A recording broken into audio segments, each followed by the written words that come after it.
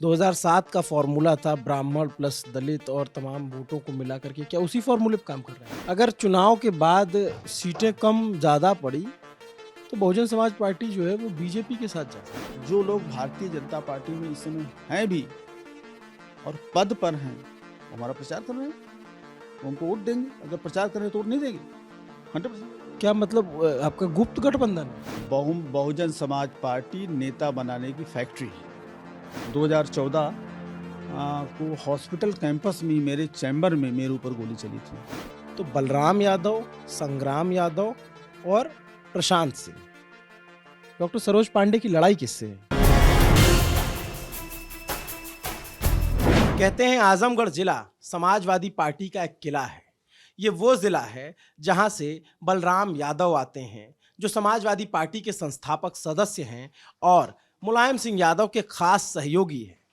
जानकार कहते हैं कि उन्होंने इस इलाके में समाजवादी पार्टी को विस्तार दिया और कुछ ऐसे समीकरण रहे जो लगातार वो यहां से जीतते रहे। और इस बार बलराम यादव के बेटे संग्राम यादव अतरौलिया विधानसभा सीट से चुनाव मैदान में है। ये क्षेत्र बलराम यादव के प्रभाव वाला इलाका माना जाता है, लेकिन इस बार बलराम यादव के प्रभुत्व को एक डॉक्टर साहब ने चुनौती दी है। नाम है डॉक्टर सरोज पांडे, जो बहुजन समाज पार्टी के उम्मीदवार हैं। तो सबसे पहले डॉक्टर साहब हमको ये बताइए कि आप तो सरकारी डॉक्टर थे, तो राजनीति में कैसे आ गए? अक्टूबर 1992 में मैंने यहाँ पर हॉस्पिटल ज्वाइन किया एक फिजिशियन के पद पर। 1993 में समाजवादी पार्टी और बहुजन समाज पार्टी के गठबंधन की सरकार आई। उस समय बलराम यादव जी स्वास्थ्य मंत्री थे। तो इन्होंने बहुत सारे ऐसे काम किए। उसमें एक उदाहरण मैं आपको देकर बताना चाहता हूँ। एक गन शॉट इंजरी का केस आया था, ये 94 की बात है। तो वो गन शॉट इंजरी इनके समाजवादी पार्टी के लोगों ने किया था। किसी के ऊपर गोली चलाई थी। वो निषाद समुदाय से आता है। तो मेडिको लीगल चार्टिंग होती है, वो करना होता है वहाँ के जो डॉक्टर्स होते हैं सरकारी हॉस्पिटल के। मैंने उसकी मेडिको लीगल चार्टिंग की और उसमें गन शॉट इंजरी थी, तो मैंने उसको दिखाया कि गन शॉट इंजरी है। उस समय डॉक्टर एमएन सिंह हमारे अधीक्षक थे सरकारी हॉस्पिटल के। तो एमएन सिंह के पास एसडीएम आए। एसडीएम ने दबाव डाला मेरे ऊपर कि इसको गन शॉट इंजरी आप मत लिखिए और इसको आप खरोच या ऐसा कुछ लिख दीजिए जिससे 307 का केस ना बने। तो मैंने कहा नहीं, जो वो गरीब आदमी है तो उसके साथ अन्याय नहीं होना चाहिए। बलराम यादव जी ने अपने लोगों को भेजा दबाव डालने के लिए। मैंने कहा भाई नियम के हिसाब से मैंने लिखा है, आप उसको दिखवा लीजिए डिस्ट्रिक्ट हॉस्पिटल भेज करके। तो इन्होंने कहा कि कुछ काम ऐसे होते हैं जो सरकार की मंशा के अनुरूप चलते हैं, उसमें नियम और कानून नहीं देखा जाता है। मैंने कहा ऐसा नहीं हो सकता, जो सैद्धांतिक आधार पर जो काम हमको करना है वो मैं करता रहूँगा। वहीं से हमारी इनकी टसल चालू हुई और उसके बाद चूंकि ये स्वास्थ्य मंत्री थे तो इन्होंने मेरा स्थानांतरण कर दिया। चूँकि मैं बड़ी मेहनत के साथ परिश्रम के साथ यहाँ काम कर रहा था और जो एक चिकित्सक को सेवाएं अपनी देनी चाहिए इस क्षेत्र की जनता के लिए, वो मैं दे रहा था। बराबर 24 घंटे काम में कर रहा था।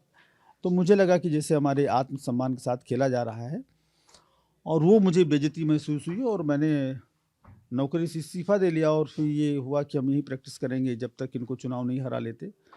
तो इस वजह से मैं यहाँ रुक गया। मैं तो रायबरेली जनपद का रहने वाला हूँ। तो ये आपके आरोप हैं बलराम यादव पर। आप जिस तरह से बता रहे हैं कि आप पे दबाव बनाया गया और तमाम चीज़ें हुई, तो क्या कभी थ्रेट भी मिले, धमकी भी आई? नहीं, धमकी तो बहुत तरीके से मुझे परेशान करने की कोशिश की गई। जब मैंने रेजिग्नेशन दिया 1994 में 95 में, तो सीएमओ पर दबाव डाल करके बलराम यादव जी हमेशा ये दबाव डालते रहे सीएमओ के ऊपर कि इनको मकान से निकाला जाए, ये रहने न पाए अतरौलिया में, इनको भगा दिया जाए। मैंने स्टे आर्डर ले लिया कोर्ट से। स्टे आर्डर लेने के बाद भी 14 नवंबर 1996 की बात है, 14 नवंबर 1996, उस समय हमारे साथ कुछ लोग अभी भी हैं, जीवित हैं, एक नहीं है, मंगला गुप्ता गए हुए थे मिलने के लिए। हमारे सहयोगी, हमारे मित्र हैं, ये कहने के लिए कि डॉक्टर साहब का स्थानांतरण कैंसिल करके उनको यहीं पर रहने दीजिए। तो उन्होंने धमकी दिया था कि 14 नवंबर 1996 की बात है कि 14 नवंबर को मैं आ रहा हूँ, मैं उनका सामान उठाकर फेंक दूंगा। आकर इन्होंने बताया मुझको कि आ रहे हैं मंत्री जी, सामान उठाकर फेंक देंगे। मैंने कहा ठीक है, वो सामान उठाकर फेंक देंगे तो हम सड़क पर बैठ जाएंगे, पब्लिक हमारे साथ है, जन समर्थन हमारे साथ है, देखते हैं कहाँ जाएंगे। आई गाड़ी उनकी हॉस्पिटल के सामने रुकी, फिर लखनऊ चली गई। और यही नहीं, बहुत सारे उपद्रव, बदमाशी कराना, हॉस्पिटल में तंग करना, परेशान करना।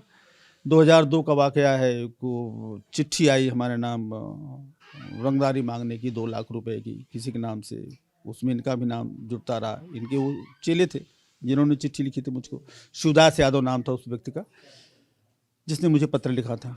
और 7 जुलाई 1914, इसके बाद भी कई घटनाएं ऐसी 2014 को हॉस्पिटल कैंपस में मेरे चैम्बर में मेरे ऊपर गोली चली थी।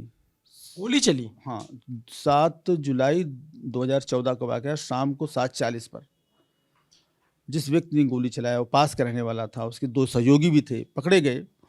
तो एक लिंक मिला इनका उन लोगों के साथ। तो ऐसी बहुत सारी घटनाएं हुई। मैं कप्तान के पास गया, उस समय के द्विवेदी जी कप्तान थे, 2014 का वाक़या है।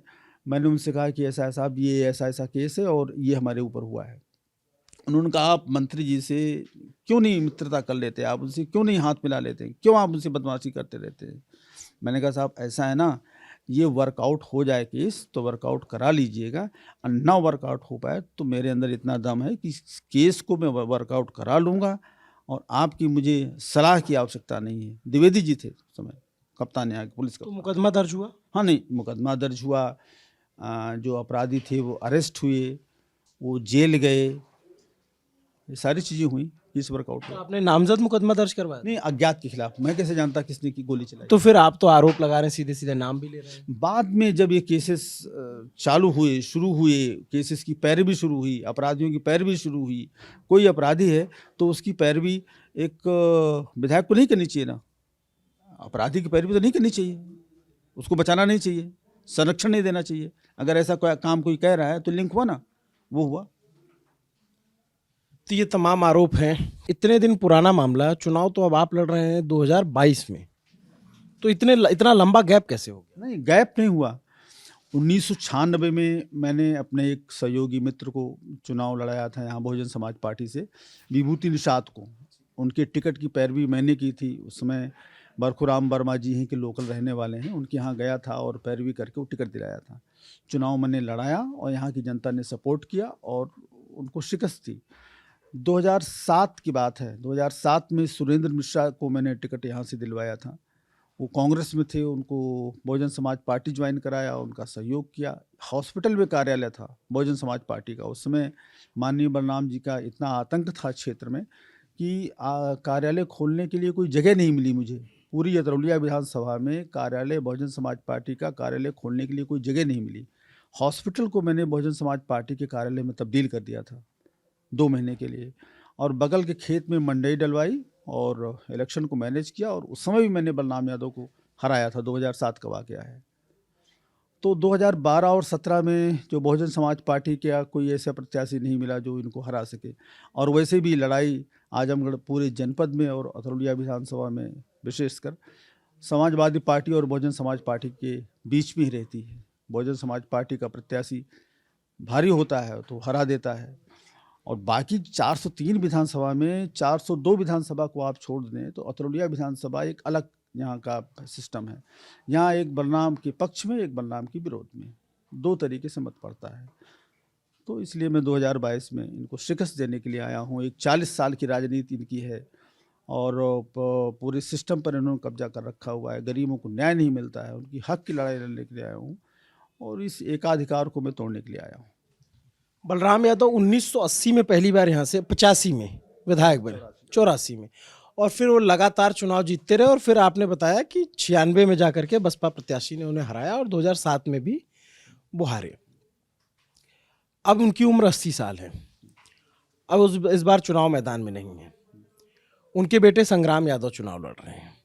निषाद पार्टी से प्रशांत सिंह चुनाव लड़ रहे हैं। ये बीजेपी ने गठबंधन के सहयोगी को टिकट दिया है। तो बलराम यादव, संग्राम यादव और प्रशांत सिंह, डॉक्टर सरोज पांडे की लड़ाई किससे है?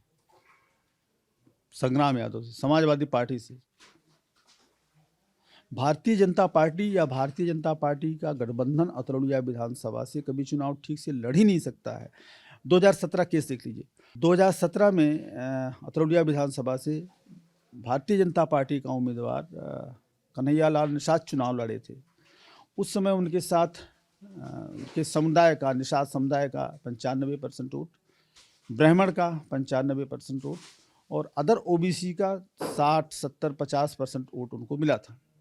ये 72,000 की गणना को पार नहीं कर पाए। 2000 के करीब 2600 वोटों से चुनाव हार गए थे नजदीकी मुकाबलों में। लेकिन तब बहुजन समाज पार्टी तीसरे नंबर पर रही।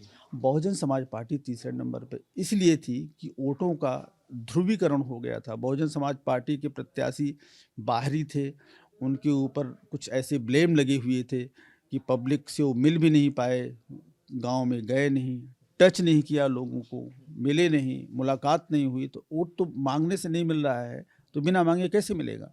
तो ये कमी थी हमारे उस समय के प्रत्याशी में।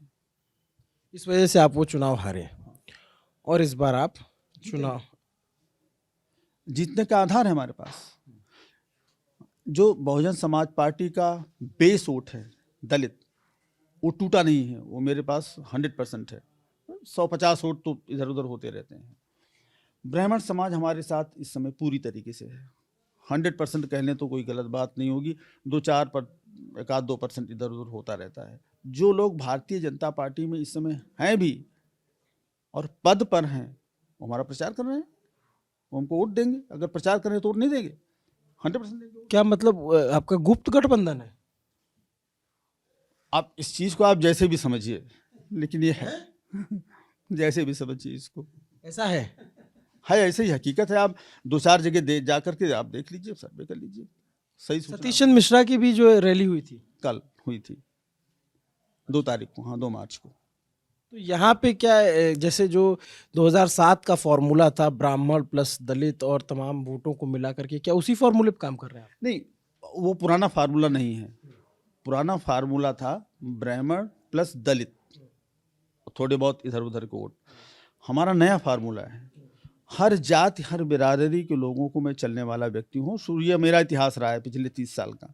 तो मैं हर आदमी को लेकर के चल रहा हूँ, हर व्यक्ति हमसे जुड़ा हुआ है। हर जात वर्ग में हमारे कुछ परसेंटेज ऑफ वोट हैं, वो आएंगे, हमारे व्यक्तिगत संबंध वाले हैं। यादव चुनाव यहाँ से लड़ रहा है, समाजवादी पार्टी और बहुजन समाज पार्टी आमने सामने चुनाव यहाँ लड़ रही है। लेकिन क्या यादव हमारे साथ नहीं है? बिल्कुल है। जो हमारे व्यक्तिगत संबंध वाले हैं वो हैं हमारे साथ। तो जो इलाज कराने आते हैं डॉक्टर, आप प्रैक्टिस करते हैं अभी? हाँ, मैं फिजिशियन हूँ, यहाँ प्रैक्टिस करता हूँ। तो आपके पास जो लोग इलाज कराने आते हैं वो आपसे जुड़े हुए हैं? हाँ, एक संबंध बन गया है। वो डॉक्टर और पेशेंट का रिलेशनशिप नहीं है, वो एक पर्सनल रिलेशन हमारे उनके कायम हो गए और वो आएंगे। वो हमारे लिए कन्विंसिंग कर रहे हैं, कंपेन कर रहे हैं, वोट मांग रहे हैं। अच्छा, एक बात और, मतलब आखिरी सवाल के तौर पे बता दीजिए कि बहन जी से जो नेता पुराने जुड़े हुए थे बहुत सारे, वो पार्टी छोड़ छोड़ के चले गए या तो पार्टी ने किन्हीं कारणों से उन पर कार्रवाई की।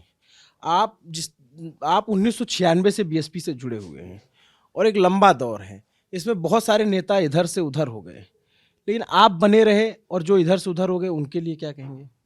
नहीं, जहाँ तक मेरा सवाल है, सैद्धांतिक रूप से मैं एक कंसिस्टेंसी वाला व्यक्ति हूँ। मैं जब कोई काम करता हूँ, हम उस पर विश्वास के साथ और कायम रहता हूँ, बना रहता हूँ, बराबर चलता रहता हूँ। इसी वजह से अतरौलिया विधानसभा के लोग मेरे ऊपर 100% विश्वास करते हैं। जो हमारे विरोधी हैं वो भी कहते हैं कि विश्वसनीय आदमी है। तो ये तो मेरा कारण रहा है। दूसरा आप क्या पूछ रहे थे? बहुत सारे नेता आपकी पार्टी चले गए? नहीं, नेता चले गए, बड़े बड़े नेता चले नहीं गए। रामवीर उपाध्याय हुए, नसीमुद्दीन सिद्दीकी। बहुजन समाज पार्टी नेता बनाने की फैक्ट्री है।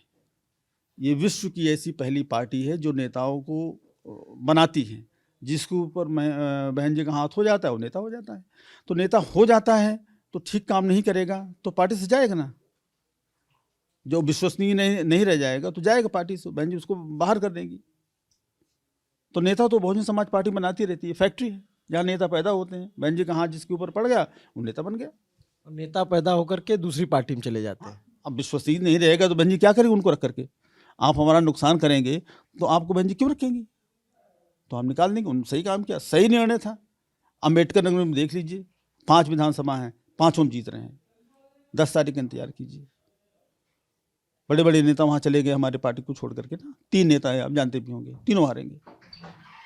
बहुत सारे लोग ये कहते हैं कि अगर चुनाव के बाद सीटें कम ज़्यादा पड़ी तो बहुजन समाज पार्टी जो है वो बीजेपी के साथ जा सकती है। ये बहन जी निर्णय लेंगी, हम तो छोटे आदमी हैं, छोटे कार्यकर्ता हैं, विधानसभा स्तर के हैं। अब इतनी बड़ी बात और इतना बड़ा एजम्पशन ऐसे कैसे मैं बोल सकता हूँ उसके विषय में कुछ। तो सत्ता के दावेदारों से हमारे सवाल लगातार जारी हैं। ये थे सरोज पांडे जिनसे हमने बात की। अतरौलिया विधानसभा सीट में एक त्रिकोणीय मुकाबला है, अपने अपने सबके दावे हैं।